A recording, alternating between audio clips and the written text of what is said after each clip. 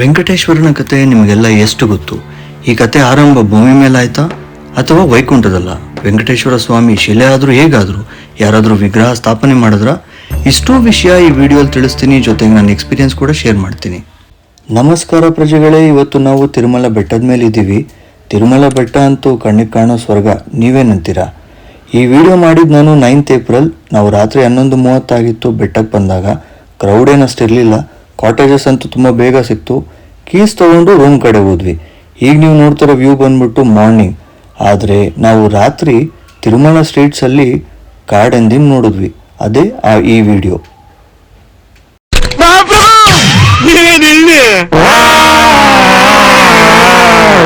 ಇದು ಯಾಕೆ ಪಬ್ಲಿಕಲ್ಲಿ ಹೀಗೆ ಓಡಾಡ್ತಾ ಇದೆ ಅಂತ ತಿಳ್ಕೋಬೇಕು ಅಂದರೆ ಬೆಟ್ಟದ ಕತೆ ತಿಳಿಬೇಕು.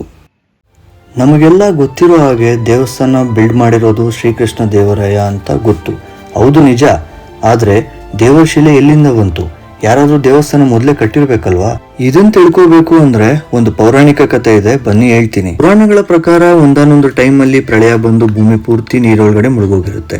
ಆಗ ಹಿರಣ್ಯಾಕ್ಷ ಅನ್ನೋ ಒಬ್ಬ ರಾಕ್ಷಸ ಭೂಮಿನ ಸಮುದ್ರದ ಗರ್ಭದೊಳಗಡೆ ಮುಚ್ಚಿಡ್ತಾನೆ. ಆಗ ಸೃಷ್ಟಿನ ಕಾಪಾಡಬೇಕು ಅಂತ ಶ್ರೀ ಮಹಾವಿಷ್ಣು ಆದಿವರಾಹ ಅವತಾರನ ಧರಿಸ್ತಾರೆ. ಆ ದಿವ್ಯ ವರಾಹ ರೂಪದಲ್ಲಿ ರಾಕ್ಷಸನ ಸಾಯಿಸಿ ತನ್ನ ಕೊಂಬಲ್ಲಿ ಭೂಮಿನ ಸಮುದ್ರದ ಗರ್ಭದಿಂದ ಆಚೆ ತೆಗೆದು ಮತ್ತೆ ಭೂಮಿ ಇರಬೇಕಾಗಿರೋ ಜಾಗದಲ್ಲಿ ಇಡ್ತಾರೆ. ಅದಾದ್ಮೇಲೆ ಆದಿವರಾಹ ಮತ್ತೆ ಭೂದೇವಿ ಬ್ರಹ್ಮ ಕೇಳಿದ್ರು ಅಂತ ತಿರುಮಲ ಬೆಟ್ಟದ ಮೇಲೆ ಇರ್ತಾರೆ. ಇನ್ನೇನ್ ಕಲಿಯುಗ ಸ್ಟಾರ್ಟ್ ಆಗುವಾಗ ಋಷಿಮುನಿಗಳು ನೈಮಿಷಾರಣ್ಯದಲ್ಲಿ ಲೋಕ ಕಲ್ಯಾಣಕ್ಕೋಸ್ಕರ ದೊಡ್ಡದಾಗಿ ಯಜ್ಞ ಸ್ಟಾರ್ಟ್ ಮಾಡ್ತಾರೆ. ಆದ್ರೆ ಆ ಯಜ್ಞ ಫಲನ ತ್ರಿಮೂರ್ತಿಗಳಲ್ಲಿ ಯಾರಿಗಾದ್ರೂ ಒಬ್ಬರು ಕೊಡ್ಬೇಕಾಗಿರುತ್ತೆ. ಆಗ ನಾರದ ಸಜೆಷನ್ ಇಂದ ತ್ರಿಮೂರ್ತಿಗಳಿಗೆ ಟೆಸ್ಟ್ ಮಾಡಬೇಕು ಅಂತ ಭೃಗು ಮಹರ್ಷಿ ಹೊರಡ್ತಾರೆ. ಫಸ್ಟ್ ಬ್ರಹ್ಮಲೋಕಕ್ಕೆ ಎಂಟ್ರಿ ಆಗ್ತಾರೆ. ಆದ್ರೆ ಬ್ರಹ್ಮ ಸೃಷ್ಟಿ ಕಾರ್ಯದಲ್ಲಿ ಬ್ಯುಸಿ ಆಗಿದ್ದು ಯಾರು ಬಂದಿದ್ದು ಅಂತ ಗಮನನೂ ಕೊಡಲ್ಲ. ಅಷ್ಟಕ್ಕೆ ಭೃಗು ಮಹರ್ಷಿ ಕೋಪ ಬಂತು. ಸರಿ ಅಂತ ಸೆಕೆಂಡ್ ಕೈಲಾಸಕ್ಕೆ ಹೋದ್ರು. ಅಲ್ಲಿ ಶಿವ ಹ್ಯಾಪಿಯಾಗಿ ಹಗ್ ಮಾಡಕ್ ಬಂದ್ರು. ಋಷಿಮುನಿಗಳು ಅದನ್ನೂ ಒಪ್ಪಿಲ್ಲ.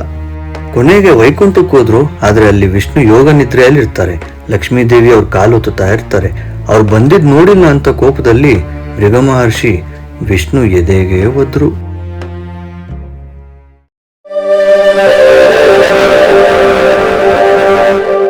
ಕಥೆಯಲ್ಲಿ ಮುಂದಕ್ಕೆ ಹೋಗೋಣ. ಆದ್ರೆ ನಾವಿವಾಗ ವೆಂಕಟೇಶ್ವರನ ದರ್ಶನಕ್ಕೆ ಹೋಗೋಣ. ಈಗ ನಮ್ಗೆ ಕಾರ್ಸ್ ನೋಡಿ VIPs ಇರ್ಬೋದು, ದರ್ಶನ ಲೇಟ್ ಆಗಿ ಆಗ್ಬೋದು, ಬೇಗ ಆಗ್ಬೇಕಂತ ನಮ್ಗಿದೆ. ಅದೇ ರೀತಿ ಋಷಿಗಳಿಗೂ ಕೂಡ ವಿಷ್ಣುನ ಮೀಟ್ ಮಾಡ್ಬೇಕು ಅಂತ ಅವತ್ತಿತ್ತು. ಈಗ ಸ್ಟೋರಿ ಕಂಟಿನ್ಯೂ ಮಾಡೋಣ. ಭೃಗು ಮಹರ್ಷಿ ಹಂಗೆ ಒದ್ದಿದ್ಮೇಲೆ ವಿಷ್ಣು ಅವ್ರ ಮೇಲೆ ಕೋಪ ಮಾಡ್ಕೊಳ್ತಾರೆ ಅಂತ ಎಲ್ಲರೂ ಅನ್ಕೊಳ್ತಾರೆ. ಆದ್ರೆ ನಡೆದಿದ್ದೇ ಬೇರೆ. ವಿಷ್ಣು ಶಾಂತಿಯಿಂದ ಎದ್ದು ಮಹರ್ಷಿನ ಸಾರಿನೂ ಕೇಳ್ತಾರೆ.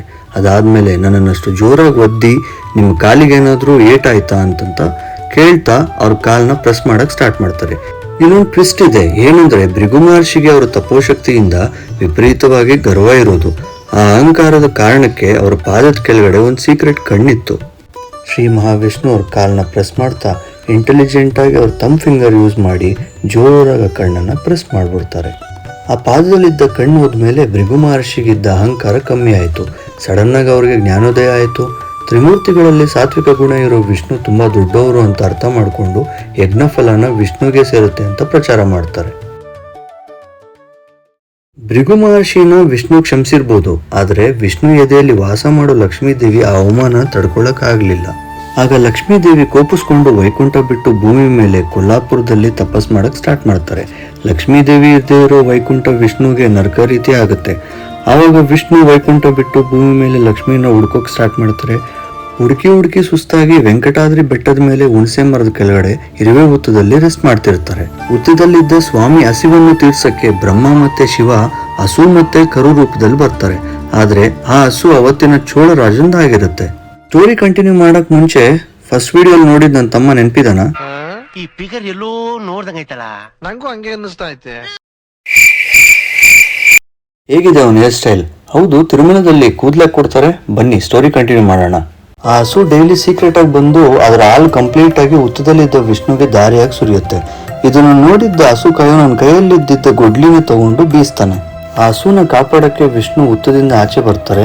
ಆದ್ರೆ ಆ ಗೊಡ್ಲಿ ಸ್ಟ್ರೈಟ್ ಆಗಿ ವಿಷ್ಣು ಹಣೆಗೆ ತಗಲುತ್ತೆ. ಅದರಿಂದ ಬ್ಲಡ್ ಬರಕ್ಕೂ ಸ್ಟಾರ್ಟ್ ಆಗುತ್ತೆ. ಸಾಕ್ಷಾತ್ ದೇವರಿಗೆ ಬ್ಲಡ್ ಬರೋದು ನೋಡಿ ಹಸು ಕಾಯೋನು ಭಯದಿಂದ ಅಲ್ಲೇ ಪ್ರಾಣ ಬಿಡ್ತಾನೆ. ಇಲ್ಲಿ ಇಂಟ್ರೆಸ್ಟಿಂಗ್ ಪಾರ್ಟ್ ಏನಂದ್ರೆ, ಗೊಡ್ಲಿ ತಗಲಿರೋ ಗಾಯ ವಾಸಿ ಆಗಕ್ಕೆ ಬೃಹಸ್ಪತಿ ಪಚ್ಚಕರ್ಪೂರ ಇಡ್ತಾರೆ. ಅದಕ್ಕೆ ಇವತ್ತಿಗೂ ವೆಂಕಟೇಶ್ವರ ಸ್ವಾಮಿ ನಾಮಕ್ಕೆ ಪಚ್ಚಕರ್ಪೂರ ಯೂಸ್ ಮಾಡ್ತಾರೆ. ಅಸಲಿಗೆ ಕೂದ್ಲಾಕ್ ಕೊಡ್ತಾರೆ. ಆಗ್ಲೇ ನಾವು ತಿಳ್ಕೊಂಡಾಗೆ ಹಸುಕಾಯವನು ಗೊಡ್ಲಿ ಎಸ್ದಾಗ ವಿಷ್ಣು ತಲೆಗೆ ಗಾಯ ಆಗಿ ಜೊತೆಗೆ ಕೂದಲು ಕಟ್ಟಾಗುತ್ತೆ. ಅದನ್ನ ನೋಡಿ ಗಾಂಧರ್ವ ರಾಜಕುಮಾರಿ ನೀಲಾದೇವಿ ಸೆಕೆಂಡ್ ಥಾಟ್ ಇಲ್ಲದೆ ಅವರ ಉದ್ದ ಕೂದಲನ್ನು ಕಟ್ ಮಾಡಿ ವಿಷ್ಣು ತಲೆ ಮೆತ್ತಿಸ್ತಾರೆ. ಹೆಂಗಸರಿಗೆ ಜಡೆ ತುಂಬಾ ಮುಖ್ಯ. ಆದ್ರೂ ಅವ್ರು ಮಾಡಿದ ಸ್ಯಾಕ್ರಿಫೈಸ್ಗೆ ವಿಷ್ಣು ಅಲ್ಲೇ ಸೋತ್ರು. ತಿರುಮಲೆಗೆ ಬಂದು ಯಾರು ಅವ್ರ ಕೂದಲನ್ನ ಕೊಡ್ತಾರೋ ಅವ್ರ ವಿಶ್ ಎಲ್ಲ ಫುಲ್ಫಿಲ್ ಆಗುತ್ತೆ ಅಂತ ಅವ್ರಿಗೆ ವರ ಕೊಡ್ತಾರೆ. ಅದಕ್ಕೆ ಇವತ್ತಿಗೂ ಸಹ ಲಕ್ಷಾಂತರ ಜನ ಅವ್ರ ತಲೆ ಕೂದಲು ಕೊಡ್ತಾರೆ. ಯಾಕಂದ್ರೆ ತಲೆ ಕೂದಲು ಕೊಡೋದು ಅಂದ್ರೆ ಸ್ವಲ್ಪ ವಿಚಿತ್ರವಾಗಿ ಕಾಣೋದು. ಆದ್ರೆ ಮನುಷ್ಯನ ಗರ್ವ ಅಹಂಕಾರ ಎಲ್ಲ ಈ ಕೂದಲು ರೂಪದಲ್ಲಿ ದಾನ ಮಾಡಿದ್ರೆ ಅವರ ಮನಸ್ಸು ಗುಣ ಕ್ಲೀನ್ ಆಗುತ್ತೆ ಅಂತ ಇಲ್ಲಿನ ನಂಬಿಕೆ. ವೆಂಕಟೇಶ್ವರ ಸ್ವಾಮಿ ವಿಗ್ರಹದ ಮೇಲೆ ಇರೋ ಕೂದಲು ಆ ನೀಲಾದೇವಿದೆ ಅಂತ ಈಗೂ ನಂಬ್ತಾರೆ. ಸ್ಟೋರಿ ಕಂಟಿನ್ಯೂ ಮಾಡೋಕ್ಕೂ ಮುಂಚೆ ಎನರ್ಜಿ ಬೇಕಲ್ವಾ? ಸೊ ಬ್ರೇಕ್ಫಾಸ್ಟ್ಗೆ ನವಣೆ ಉಪ್ಪಿಟ್ಟು ತಿಂದ್ವಿ. ದೇವಸ್ಥಾನದ ಫುಡ್ ಕಾಂಪ್ಲೆಕ್ಸ್ ಅಲ್ಲೇ ಮಾಡಿದ್ದು. ಫುಡ್ ಕಾಂಪ್ಲೆಕ್ಸ್ ಬಗ್ಗೆ ನಾನು ಲಾಸ್ಟಲ್ಲಿ ಹೇಳ್ತೀನಿ. ಈಗ ಸ್ಟೋರಿ ಕಂಟಿನ್ಯೂ ಮಾಡೋಣ. ಅದಾದ್ಮೇಲೆ ವಿಷ್ಣು ಚೋಳರಾಜನ್ನ ರಾಕ್ಷಸನಾಗು ಅಂತ ಶಾಪ ಕೊಡ್ತಾರೆ.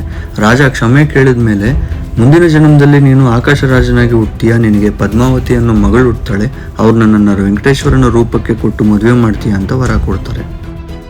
ಆ ದಿನ ಬಂದೇ ಬಿಡ್ತು. ವಿಷ್ಣು ಶ್ರೀನಿವಾಸುಡು ಅನ್ನೋ ಹೆಸರಲ್ಲಿ ಒಕ್ಕಲ ಮಾತೆಗೆ ಮಗನಾಗಿ ಹುಟ್ಟುತ್ತಾರೆ. ಇನ್ನೊಂದು ಕಡೆ ಆಕಾಶ ರಾಜ ಪದ್ಮಾವತಿಗೆ ಜನ್ಮ ಕೊಡ್ತಾರೆ. ಒಂದಿನ ಶ್ರೀನಿವಾಸ ಕಾಡಲ್ಲಿ ಪದ್ಮಾವತಿ ದೇವಿ ಅವ್ರ ಫ್ರೆಂಡ್ಸ್ ಜೊತೆ ಸುತ್ತಾಡಕ್ ಬಂದಿರೋದು ನೋಡ್ತಾರೆ. ಆವಾಗ ಶ್ರೀನಿವಾಸ ಮದ ಹತ್ತಿರೋ ಆನೆಯಿಂದ ಪದ್ಮಾವತಿ ದೇವಿನ ಕಾಪಾಡ್ತಾರೆ. ಆ ಕ್ಷಣ ಅವರಿಬ್ರು ಒಬ್ರಿಗೊಬ್ರು ಇಷ್ಟ ಆಗ್ತಾರೆ. ಇಷ್ಟೆಲ್ಲ ಓಕೆ. ಬ್ರೇಕ್ಫಾಸ್ಟ್ ಮುಗಿಸಿ ಜೀಪಲ್ಲಿ ದರ್ಶನದ ಕ್ಯೂ ಕಡೆ ಹೋದ್ವಿ. ಸ್ಟೋರಿ ಇಂಟ್ರೆಸ್ಟಿಂಗ್ ಆಗಿದೆ, ಆದರೆ ನಮಗೆ ದರ್ಶನ ಬೇಗ ಆಗ್ಬೇಕಲ್ವಾ? ಟಿಕೆಟ್ ಸಿಕ್ತು. 4 hours ಒಳಗಡೆ ದರ್ಶನ ಆಗುತ್ತೆ ಅಂತ ಹೋಗಿ ಬಂದವರೆಲ್ಲ ಹೇಳಿದ್ರು. ಆದರೆ ಆಗಿದ್ದೇ ಬೇರೆ. ಇದೆ, ಇಲ್ಲೊಂದು ಸಮಸ್ಯೆ ಖಂಡಿತ ಇದೆ. ಟೋಟಲ್ 9 ರಿಂದ 9 ಗಂಟೆ 12 hour. Why I don't understand. ಆದರೆ ದರ್ಶನ ಮಾತ್ರ ಸಾಕಾದಾಗಾಯ್ತು. ಆಯ್ತು, ಆಮೇಲೆ ಈ ಥರ ದರ್ಶನ ಅಂತೂ ಲೈಫಲ್ಲಿ ಯಾವಾಗೂ ಆಗಿರಲಿಲ್ಲ. ಆಲ್ಮೋಸ್ಟ್ ಒಂದು 15 ರಿಂದ 20 ಸೆಕೆಂಡ್ ದೇವ್ರ ಮುಂದೆನೇ ನಿಂತ್ಕೊಂಡು ಸಾಕಾಗಿತ್ತು. ಹೂ ಸ್ಟಾಪ್ಡ್ ಯು? ನಿಮ್ಮನ್ನ ತಡೆದಿರುವವರು ಯಾರು?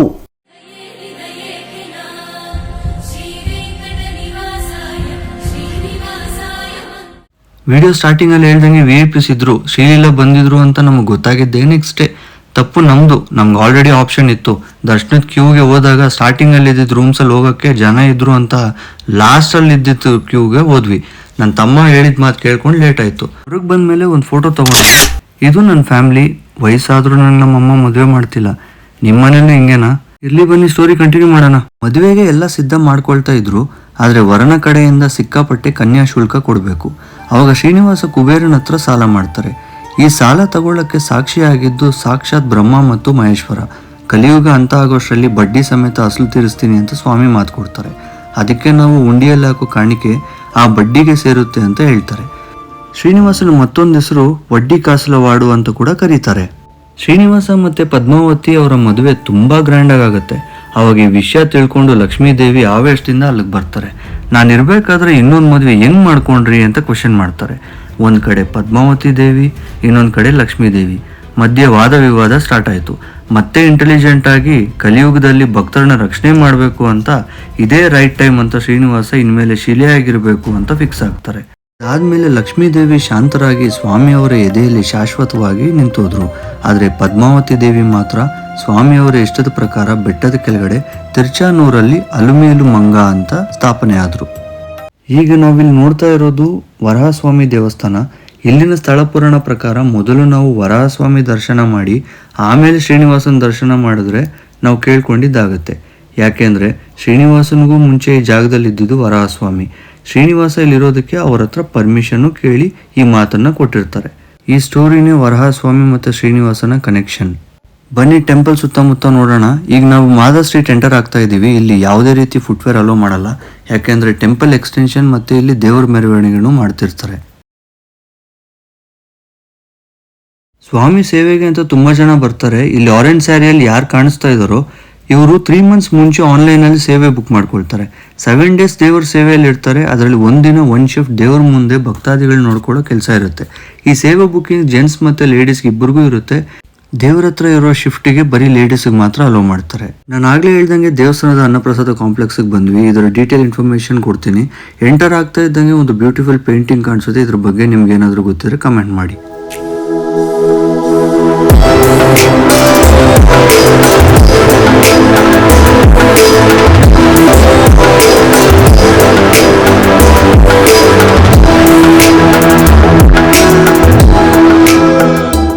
ಈಗ ಟೈಮ್ ಬಂದು 9:33. ಊಟಕ್ಕೆ ಅಂತ ಕುತ್ಕೊಂಡ್ವಿ. ಬಾಳೆ ಎಲೆಯಲ್ಲಿ ಊಟ ಬಡಿಸಿದ್ರು. ಜನ ತುಂಬಾ ಕಮ್ಮಿ ಇದ್ರು.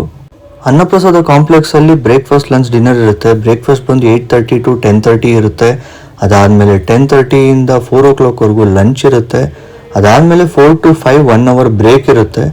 ಒನ್ಸ್ ಆ ಬ್ರೇಕ್ ಆಗಿದ್ದಾದ್ಮೇಲೆ 5 to 11 ಕಂಟಿನ್ಯೂಸ್ ಆಗಿ ಡಿನ್ನರ್ ಇರುತ್ತೆ. ನೀವು ಯಾರಾದ್ರೂ ಬಂದ್ರೆ ಟೈಮ್ ಫಾಲೋ ಮಾಡ್ಕೊಂಡು ಬನ್ನಿ. ಇಲ್ಲಿ ಸುಮಾರು 2 ಲಕ್ಷ ಡಿವೋಟೀಸ್ ಒಂದಿನಕ್ಕೆ ಊಟ ಮಾಡ್ತಾರೆ. ಮತ್ತೆ ತುಂಬಾ ಜನ ಭಕ್ತಾದಿಗಳಿಗೆ ಕಿಯೋಸ್ಕ್ ಮಿಷಿನ್ ಅಲ್ಲಿ ಅಮೌಂಟ್ ಡೊನೇಟ್ ಮಾಡ್ತಾರೆ. ಇಲ್ಲಾಂದ್ರೆ ಆಫೀಸರ್ ಡೈರೆಕ್ಟ್ ಪೇ ಮಾಡ್ಬೋದು. ನೀವು ಯಾರಾದ್ರೂ ನೆಕ್ಸ್ಟ್ ಟೈಮ್ ಬಂದ್ರೆ ಯೂಸ್ ಮಾಡ್ಬೋದು. ಈ ಕಥೆಯ ಅರ್ಥ ಏನಂದ್ರೆ ನಾವು ಅಹಂಕಾರ, ಅತಿ ಆಸೆ ಮತ್ತೆ ಅಗೌರವ ಒಂದು ರಿಲೇಶನ್ಶಿಪ್ ಅಲ್ಲಿ ಇರಬಾರ್ದು ಅನ್ನೋದು.